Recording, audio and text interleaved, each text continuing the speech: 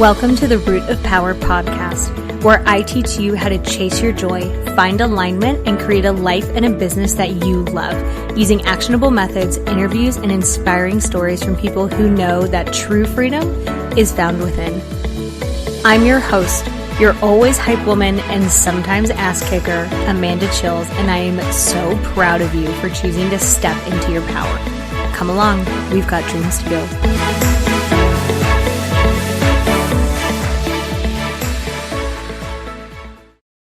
Okay, my love, I have put everything that I offer for free on one page so that we are not doing more work than we have to, because why would we do that? Hashtag work smarter, not harder. So livemyhappyhealth.com/free. You are going to find everything I've created for not only leveling up in your personal life and building a life that you love, but leveling up in your business life and building a business that you love. Okay? livemyhappyhealth.com/free. Love you. Hello, Root of Power fam. We have got Kathy Leckey with us, who I can already tell is going to be such a fun interview just from the little bit she has shared with us. She is a self-care coach. She was a TED speaker. I don't really know the term. She is a TED speaker. Are you always a TED speaker? She is a TED speaker. She is an author. She just supports you to live your best life via self-care, which, like, ma'am, yes, please. Thank you. Love that. Hi. Hi, Amanda. So do you say like you were a TED speaker? You are a TED speaker? I would say I don't know. That's a really great question. I always say I was a TED speaker, maybe. Yeah. All right. Personal preference then. It was in the past, but it is actually a big part of my life. It was one of the best things that I ever did. And it really has. So cool. So today I still talk about it a lot because of the impact that it had for me, for my family, for everybody. So I would love to be a TED speaker. One, how do you do it? Like what's the process? And you shared a little tiny bit about yours. So can you tell us about your talk and what has happened since then? Yeah, so the process was that I was lucky enough to be living at the time in Buffalo, New York.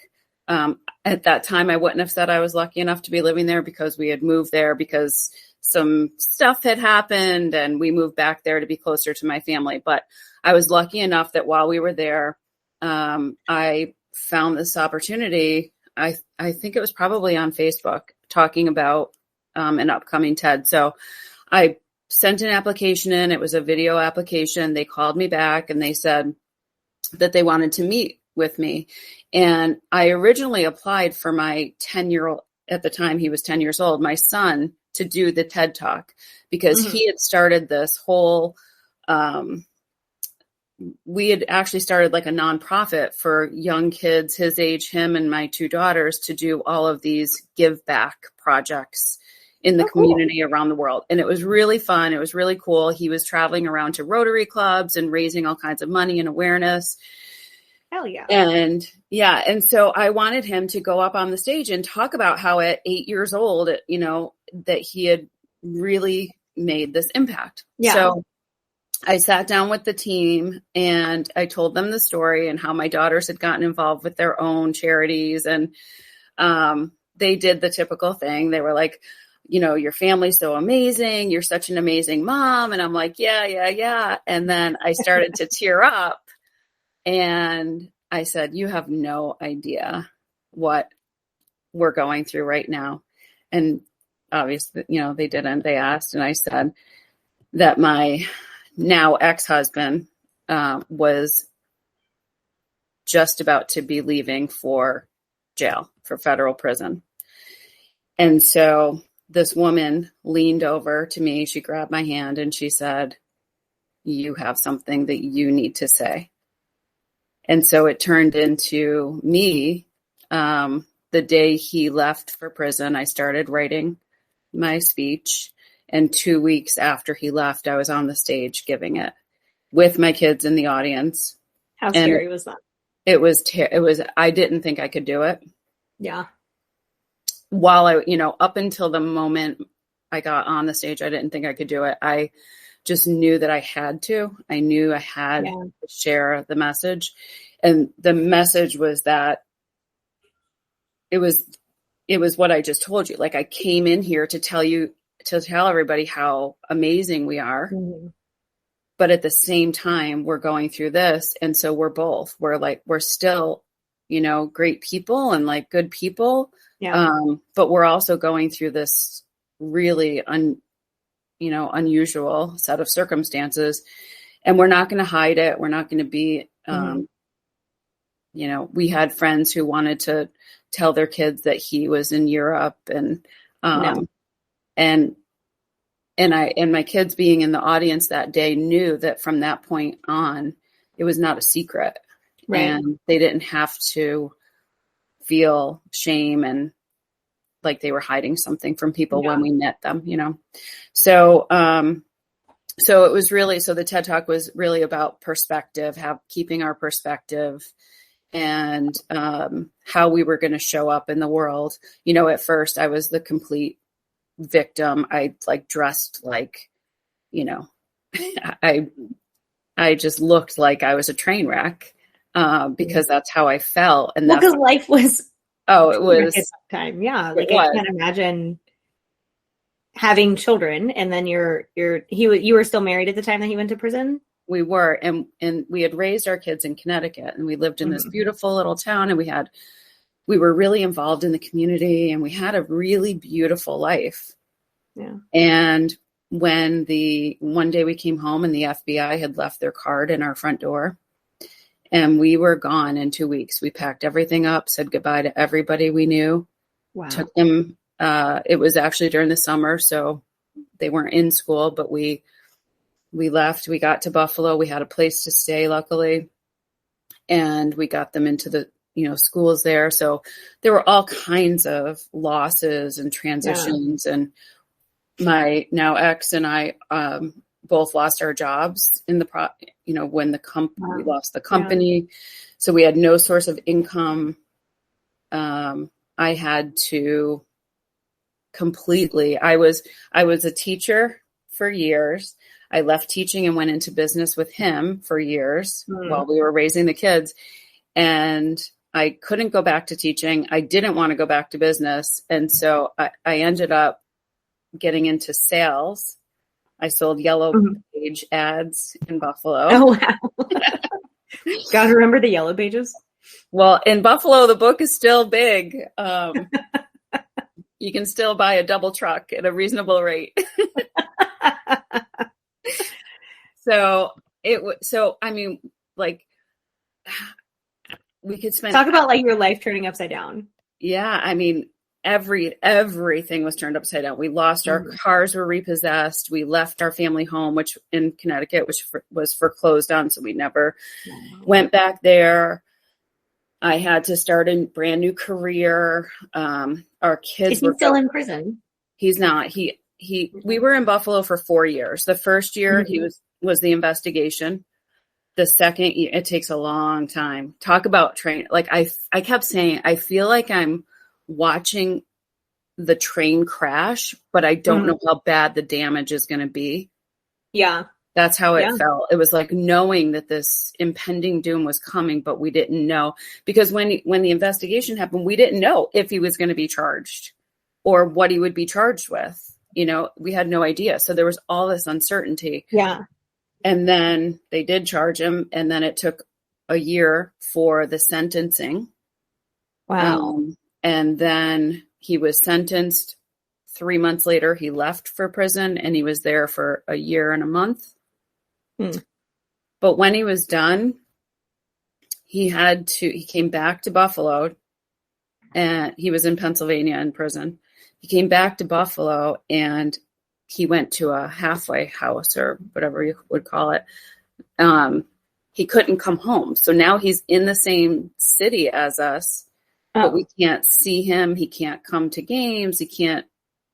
It was worse almost. Because of like custody or why? No, it was a mandate from the prison system that it was like a step down. So he went from the actual prison to this halfway house where he was staying. Yeah. So he was there for a few months. He was then released, but he was at home on house arrest. So now with you. Yes, with me and the kids. And I had already asked for the divorce. So we were already, separated and he's in house arrest. Yes. Bananas. Yes. And so it's now like you haven't seen him in probably 2 years, and now suddenly he's literally home by law. Yes. All the time. Wow, that must have been unless wild. he was at work. But he couldn't help me. He couldn't go to the grocery store. He couldn't come to a kid's game. He couldn't drive a kid anywhere, and our kids were they were like 8, 12 and 13 or something like that, Wow. So having that stage was bananas. Is like, sure, yeah. And then he thought that it would be better for him to find a job opportunity after all of this happened back in Connecticut, where his family and, and I really wanted to get back to Connecticut, but I wasn't sure how I would ever be able to afford it. The cost of living is higher. I was now a single parent. We were, going through this divorce, and I knew I had to be completely financially self-sufficient because I couldn't rely on him for income because I didn't know how that was going to turn out for him. Right. And so I reached out to a connection from our town in Connecticut that I didn't really know, but, had some shared. Like acquaintance, we're kind of connected to you. He was a recruiter. And so I reached out to him and I said, I need to get back to Connecticut. Can you help me? And he said, well, I don't have any jobs, that would make sense for you, but like, tell me everything that you want and I'll see if I can just make an introduction for you. And so I did. And because there was no pressure, I told him everything. And at the end of the call, he's like, well, I didn't see this coming, but I could use you. And so I started working for him the next day. Perfect. And I got back to Connecticut. How serendipitous. Yes, isn't it? I love that. I love that when you just ask for what you want with no pressure. Yeah. Usually it finds a way to align, if not immediately. But it's like, the universe is like, okay, I'm going to start working on that for you. And it's so lovely. Absolutely. I wish that I'd written them all down. Nobody would believe me all of the times that's happened for me. That transition, that summer between when he was off house arrest and decided to go back to Connecticut and the kids wanted to go back, and it was really pressuring me to decide if I could do it, was probably the worst times. I mean, I was really in rough shape. And the minute I finally said, like, this is what I want, I really want to get back to Connecticut. I want my kids to be with their friends and family, going to this school. That is when it shifted and it happened. I love that. And I very much find that to be true. Like there's an exercise I really love to do with my clients. I don't have a name for it, but probably what do I want out of life?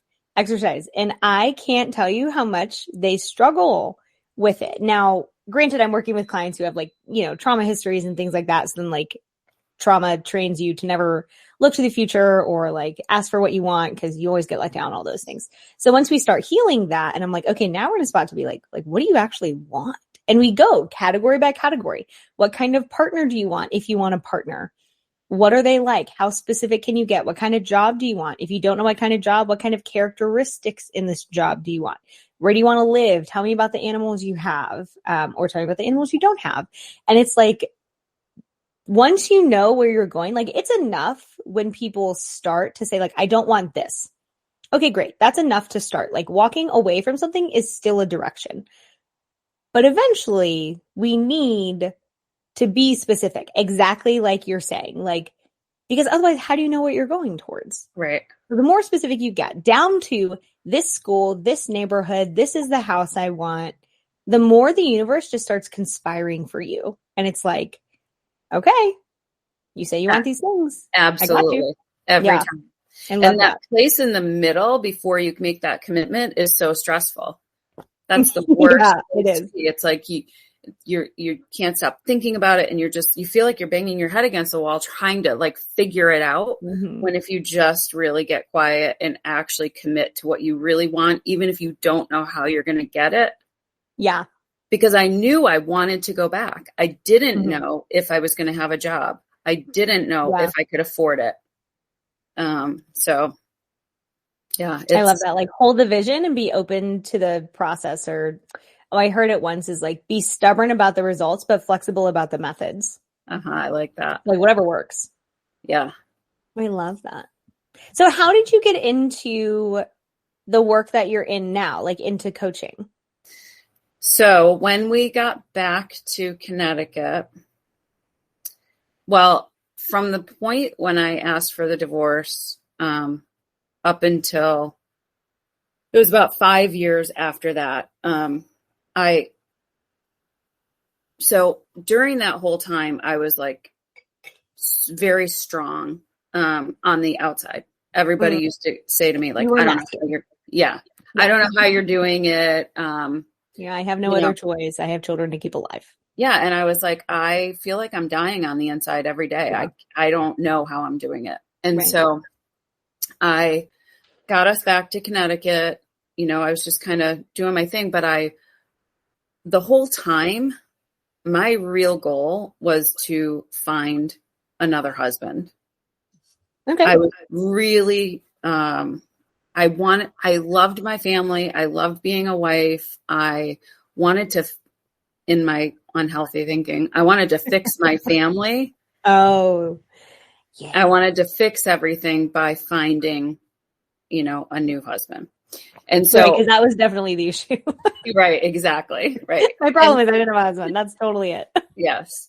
And so you can, I had all kinds of unhealthy entanglements and like just really bad online dating experiences. And it was, because you're trying to fill a role instead of trying to find the right person. Like I was talking to one of my clients a couple weeks ago, and I was like, okay, so Legally Blonde, right? Like imagine literally anyone but Reese Witherspoon as Elle Woods. Like imagine like Sandra Bullock, quality actress. Miss Congeniality, always a good movie. But like Sandra Bullock is Elle Woods. Yeah, you can't do it. Angelina Jolie is Elle Woods. No. Jennifer Aniston, no. Like all of those people were wrong. But if they just wanted somebody in the role, Legally Blonde would not be the absolute banger that it is. Like you have to have the right person to make it the right thing. And I think a lot of people, I'm really glad that you said that actually, because I think a lot of people, and women in particular, abusive men do that. They just want somebody in the role. And then women who are like terrified to be alone, and men who are terrified to be alone, but the dynamic is usually a little bit different, do that. They're like, well, I just need a boyfriend. I need a husband. And it's like, well, do you want a husband or do you want a life partner? Because those can be very different things. So I thank you for saying that, because I think that's a really important distinction. Well, I was so afraid of being alone that I was, and so for me, that unhealthy dating was like looking to fill that void, because I thought that it would validate me. It would make me feel like I was worthy and wanted. And, because I didn't feel any of those things about myself. Yeah. And I didn't feel secure in my ability to, like, yes, I was paying my bills and yes, I was doing everything, but I didn't believe that I could keep doing it. Yeah. Which is wild, right? And it's like, even if you have all this evidence that proves that, like, oh, by the way, you had been doing it for 5 years. Yes. Your brain is still like, no. Yeah. And it's like, if we don't heal those beliefs, we'll keep proving them right. I had a long list of proof of the reasons why I couldn't do it. Yeah. But I wasn't keeping track of the reasons why. Ignoring it. You're like, I actually pay my bills every month. And your brain's like, no, that's a fluke. And it's like, it's not a fluke for 5 years. Like, right.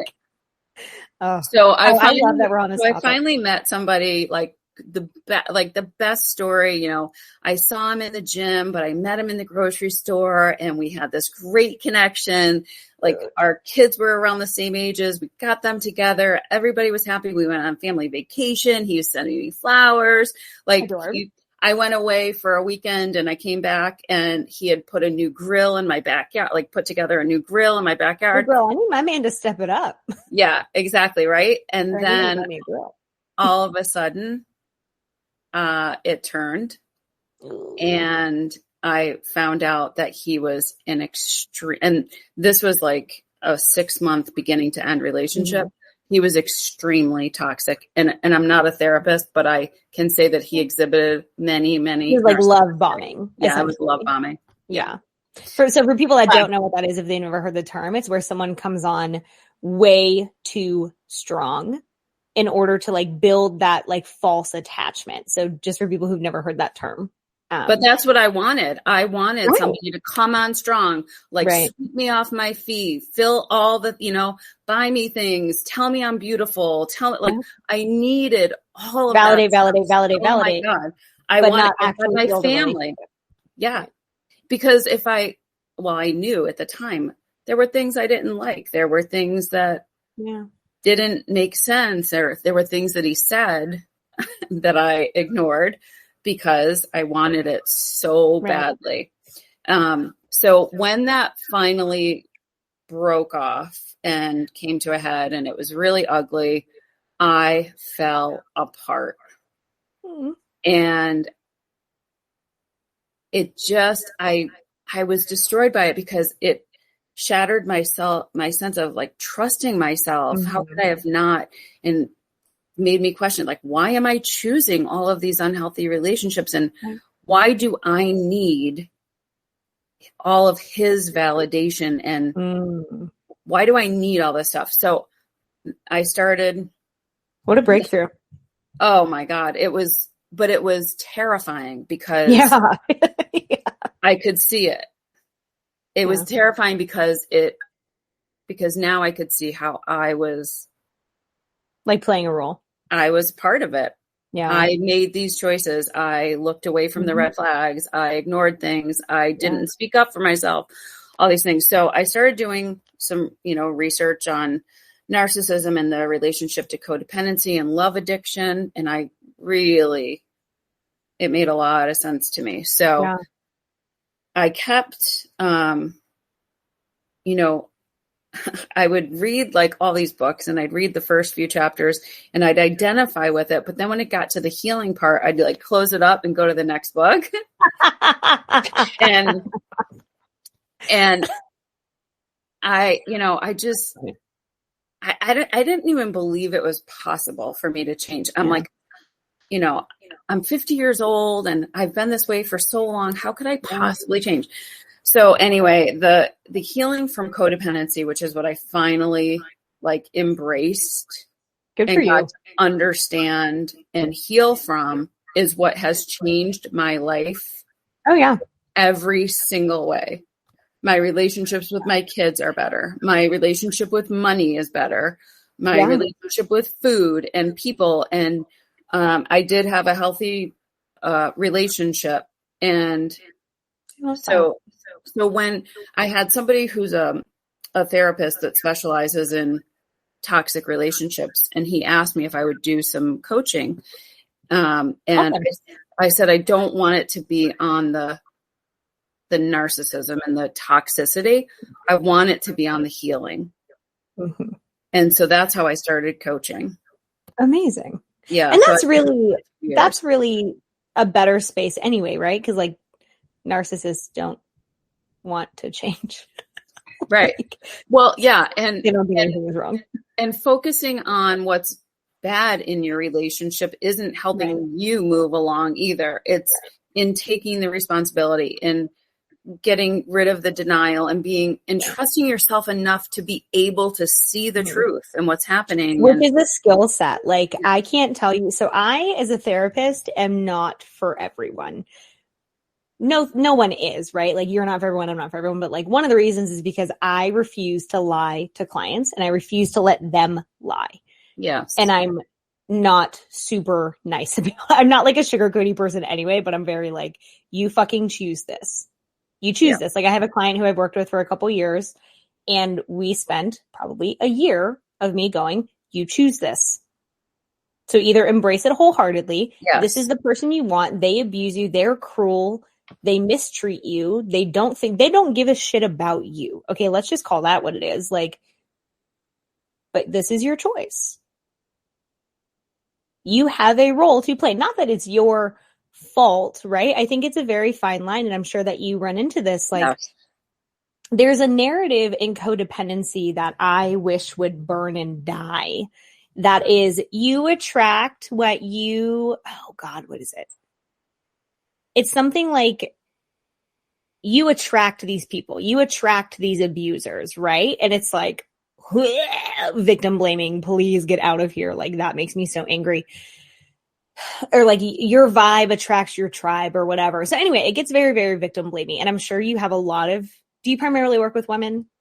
Primarily, yeah. Women identifying. Okay, so a lot of women have that narrative. What's wrong with me? I attract them. I'm doing something wrong. I'm blah, blah, blah, blah. And it's like, okay, you allow them, but that doesn't mean that you attract them. Like nothing in your energy is inherently attracting this person other than you're not repelling them, which is not the same. And I have found that puts it in a more empowering space because now it's just a skill set. Like repelling people, setting boundaries is literally just a set of skills. Like I have a whole course on it. Hi, learn the skills to stop being a people pleaser and stop being codependent.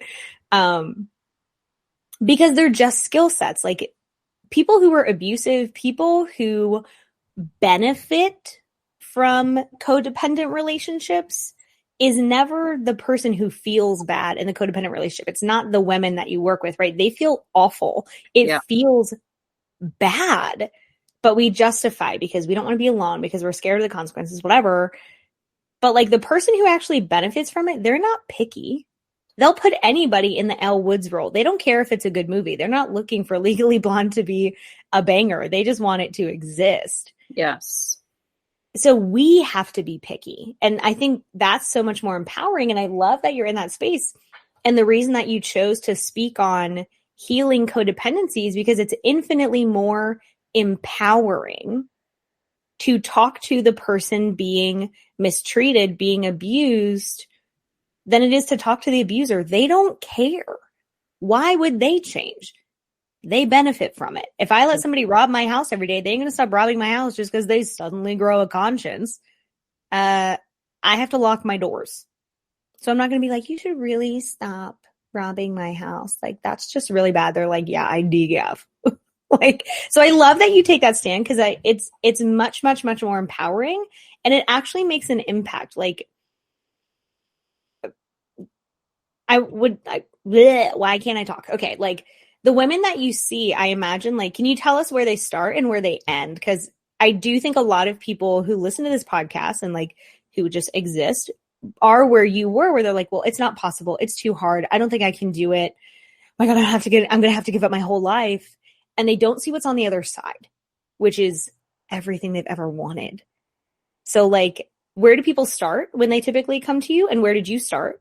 And where, like, what have you seen come into their lives as a result of them, like, getting rid of all the trash?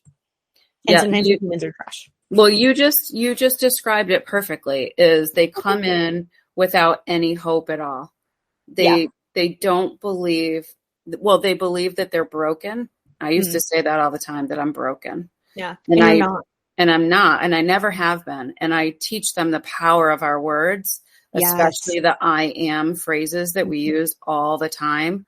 I would allow myself to say I'm struggling, but I'm doing that because struggling was true, but it meant that I was also doing the work and getting myself to the place that I knew I could get. Right. So I allowed that when I really needed to, but I stopped allowing I'm broken or I'm devastated. I'm not devastated. I'm going through something that's really shitty, but I'm going to figure it out. I'm resourceful. I'm confident in myself. I trust myself. Those are things that when the people who come into my groups or coaching with me, they have a really hard time saying those things. Just to say, I trust myself. Oh, because they never have, right? No, and I think trust is the last thing to come and the hardest thing to get, because we have to build trust just like in somebody else. Preach. No, but we have to build it in ourselves. Mm-hmm. But when we're codependent, we don't allow the time for other people's to build trust in other people. We trust them automatically. Yeah. True. And so that's why our trust can get broken a lot, because we're not looking for patterns over time and then being, careful with our energy.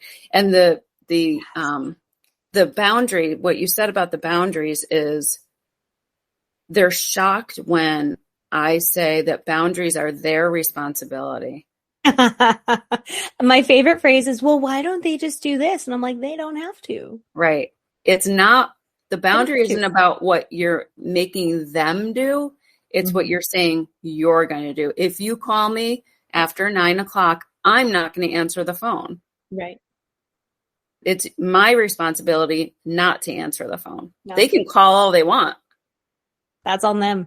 Right. And so I love that, like that switch, because that in itself is so empowering, because it says it doesn't matter what they do. Exactly. They being literally anyone in your life. Yeah, anybody. You get to respond however you want.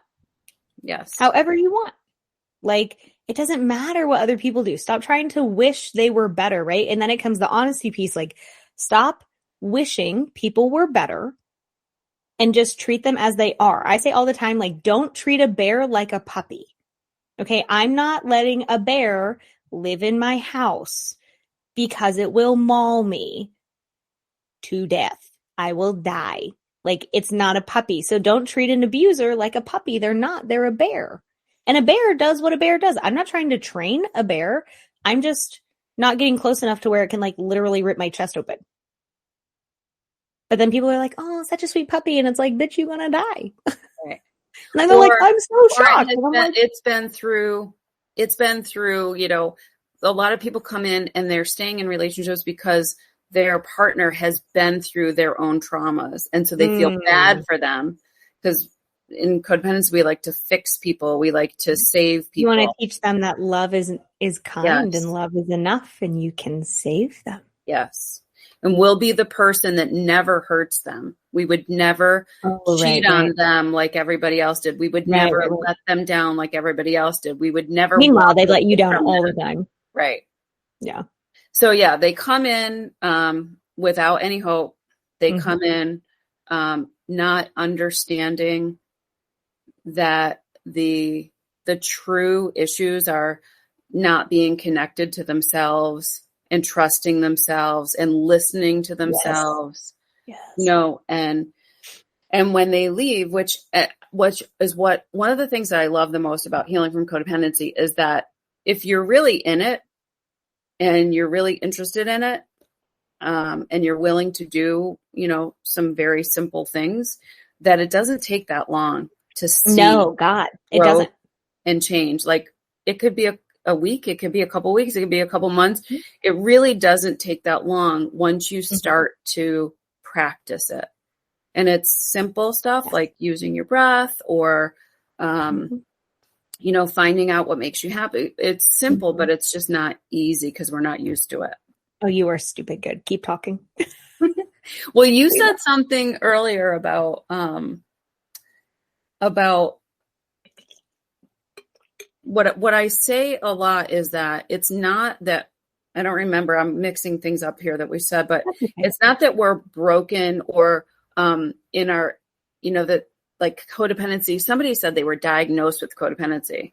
I'm like, that's not a diagnosis. It's not a diagnosis. There's nothing. As someone who studies the DSM, not a diagnosis. There is nothing wrong with you. This is a set of thoughts and beliefs and behaviors about yourself and the world that you learned or you didn't learn, which means that now you can learn or relearn them.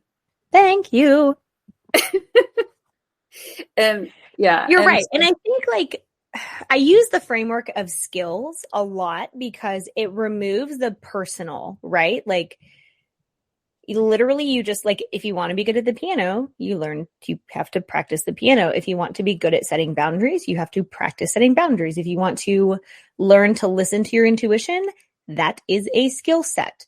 Even managing discomfort, right? So like a hallmark of codependency, of people pleasing, of avoidance behaviors, is that you avoid discomfort chronically, which ironically makes you uncomfortable literally all the time. Like you're not willing to be uncomfortable to leave a really shitty relationship. So you stay in a really shitty relationship, but that's like far away discomfort, where like the immediate discomfort is leaving or setting a boundary or speaking up or telling them to go to hell, whatever. Like, so if we can get people to learn the skill of managing discomfort, then they can practice the skills they need to be happy.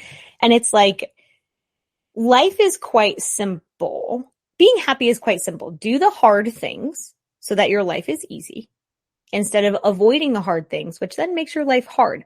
But all of that is a skill set. And it, like, I think people who are codependent, because you're in it, right? It's very hard to get a bird's eye view, which is one of the values of having a coach who knows what they're doing, or a therapist who knows what they're doing. Like there's a lot of shitty coaches and therapists out there. I don't interview them because they can all go to hell. But the good ones are able to take a bird's eye view and say, okay, well, here's your role in this. Here's what's actually happening. One of my favorite filters to use with women and men in codependent and abusive relationships is, how does their behavior keep their power? Because people don't ask themselves that, because you're in it, right? And you're like, they're so unpredictable. And I'm like, no. I can tell you everything they're going to do. Yes. Even if I've never met their partner, because I know their partner. I know their partner intimately, even though I've never met them. Yeah. Because they do the same shit. So that filter, like learning how to think from a like farther away perspective, how does their actions keep them in power? I have found to be one of the most like powerful questions. And then it also puts them in a more empowered position because they're being honest about what's happening instead of thinking it's their fault. Like abusers benefit from their partners thinking everything is their fault. And if they were nicer, if they were better, if they loved them harder, met their needs better, were quieter, were more low maintenance. God, I hope women are never low maintenance. Like be very high maintenance. Like just do it. They benefit from that. And then it reinforces the belief that it's their fault and there's something wrong with them and they're broken. They don't love enough. And it's like, when you can flip that narrative, and it sounds like that's what you do. Like when you can flip that narrative and say like, actually, it's not you. Like you're participating, but you're not causing. Does that make sense? Yes. And you're also capable. 100%. They're capable. So, they'll say that they're afraid of a lot of people will stay. And this is one of the hard truths, the thing that sometimes is hard to be honest about, but a lot of people will stay in a toxic relationship because of finances. Oh, yeah. And not that they're trying to take money from somebody, but that they're afraid that they can't support themselves financially on their own. And so they put up with things. And sometimes, honestly, that's true.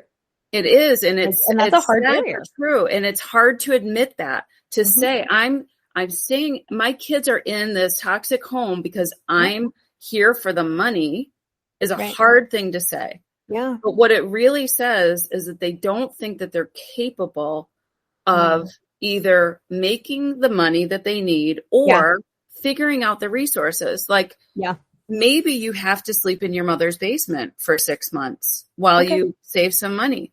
You don't want to, but maybe you need to, and you will. When you finally make that decision to take responsibility, you will do whatever it takes. You'll do it, whatever it takes, right? And I tell people all the time, like, there's nothing wrong with biding time. Just because you decide that you want to leave a relationship or a job or whatever that's toxic, like, doesn't mean you have to do it tomorrow. And often I'm like, let's not do it tomorrow. because we don't want to throw you out of the, what is it, like out of the fire and into the frying pan, or Right. if that's backwards. Yeah. Whatever this phrase is. Like, it's okay to squirrel money away. It's okay to start talking to whatever supports you have. Sometimes it's not family. Sometimes it's a coworker. Sometimes it's a friend. Sometimes it is family. God, I hope everyone has a great family, but that's really not the reality. But there is very likely one person in your life who is willing to say, hey, I can help in this way, which is its own empowering thing, is accepting help. But there's nothing wrong with biding time. Like, sometimes you can't leave yet. Okay, but then let's make a plan for when you can. Yes. Unless you're in danger. And I will say that one thing, it still is surprising to me that our denial is so strong that sometimes people are unwilling to see that they're in a dangerous situation. Oh, yeah. And so they'll even have instances where the person was either, physically threatening or violent to someone else, or even to them or their kids. But there's always some kind of qualifier for it. Yeah. Because you have to survive, exactly. right? Like, and I understand. Yeah. And so I do always, when we're talking about staying, ask about safety, physical safety, and really recommend the domestic abuse website has great resource for identifying behaviors. And there's a hotline, and I don't know a city without a shelter in it. Yes. Or probably a lot of rural cities don't have a shelter, but that is always an option. And there are many, many ways to mask website things, and there's apps that are coded as other apps. There's ways to do it, but yeah. And those are all things nobody wants to do, but sometimes that's your only option. Right. And it is always an option, right? So I think I really love that you do this work, because I think it does start with healing codependency. You don't have to love being alone. It's hard at first, but once you choose people out of want instead of need, you no longer have an imbalanced power dynamic. So then people can't have power over you because you don't need them. Once you choose yourself over another person, it is life-changing. Literally. Mic drop. Yeah. I used to be the master distractor. It was my phone. It was alcohol. I abused alcohol.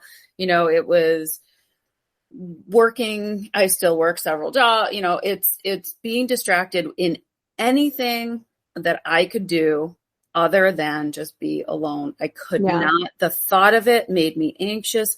And now I choose to be alone. I have a million things that I want to do that I feel like I don't have enough time in this life to get done, And so it's welcome to my travel bucket list. It's such a different experience. It's just so much more peaceful. 100%. And I think that's a good example of if you do the hard thing, learn to be alone, then the rest of your life is easy because you're okay. Again, you don't have to love it, but you're okay. But if you spend your life never being alone, your life is so much harder. Oh, this is good. I could talk to you for a long time. Yeah. So that's how I ended up doing. So when I very first made I really could not be alone. And I took a dog sitting job. It was 3 days. Awesome. And they wanted me to not have any company, and to be at the house the whole time. So the universe was like, guess what, bitch? Yes. I was terrified of it. And honestly, in those 3 days, and I did go out, I went to the beach and I met a friend, for a couple hours. I remember it because it was but I really was forced to spend time with myself. And that was definitely a change for me. And then what I started doing was I had, notes on my phone that well, what would I do with myself if I had an hour? What would I do if I had an hour? What would I do if I had a whole day? Good questions. Because I had no idea. And that's what I find so many people say, I just don't know what I'll say like, find things that make you feel joyful or bring you joy. They're like, I have like, no what's idea. joy? Because I've been worried about my kids and my relationship and my job and everything else. And so that's how I started keeping these lists on my phone. Awesome. And then when I started coaching, I started suggesting, like, well, make a list of the things that you like to do. Make a list of the things that you used to want to do when you were younger. Make a list of the reasons why you can trust yourself. Make a list of the reasons why you are lovable. And so I put all these lists together, and that is the workbook that is now called My Self-Care Shit. That's clever. So that's how I found myself, was on these pages. And I still, I was telling somebody, as I put the book together, I would put a couple examples in for each. And some of them I had to like Google still, like I'm still getting to know myself, and I didn't know what self-care was. I literally Googled self-care. I used to write, I had a sticky note on my desk that said, what do you feel? Like, I didn't know myself at all. But that self-care is what life-changing. The codependency. It's what allows us to speak up for ourselves. How can we speak up for ourselves if we don't know how we feel? Like, we can't. What would we say? Nothing. Which is, Oh, you are so good. So that's it's all the stuff that I love. I mean, I love this. Where do they find your workbook? Is it on like Amazon? The workbook's on Amazon and on my website. Amazing. Yeah, we'll have links to that for them. Yeah. And my TED Talk is on there too. Nice. Okay. Oh, wait. Oh, you were just good. So if people forget everything we just said. Yeah. And they remember this next thing you're going to tell them. Yeah. What would that be? To breathe. To take 1 minute. To set your timer for 1 minute and just breathe. Because the breath is the best route. It's the best self-care tool that we can have. The breath is what connects us to ourself. It is the healing from codependency. It is what brings us peace. It's what allows us to think clearly, to see, to have some optimism, to see some options for ourselves. It's what settles all of those racing thoughts. So the one thing is always to just breathe. Tell us how they find you. KathyLeckey.com is my website, and that I put my TED Talk, and I mean, it's not an elaborate site or anything, but it's got my TED Talk. It's got my book on there. It's got my social media places to find me. And it's got information about the one-to-one coaching and the group coaching that I do. I have got a bunch of stuff I'm working on. Some recorded classes and some public speaking things coming on, and a couple variations of books. And so I'm busy. Hell yeah. Oh, I love that. Yeah, me too. I love that. Dude, thank you so much. Like, you were fabulous. Thank you for having me on. I loved it. Right. And my thing this year has been saying I want to bring more blue into my life. Yeah. And show up with this blue hair, and I'm like, there it is. Dude, honestly, the colored hair feels so much more natural to me than my hair is naturally like kind of a dark brown. It's real pretty, but the color feels so much more me. And I'm like, y'all. Yeah, well, I'm thinking with this white now, which I did through COVID, which was a lesson in healing from codependency, right? And not worrying about what other people would think, right? Or, anything else that I can add a little bit of color in there.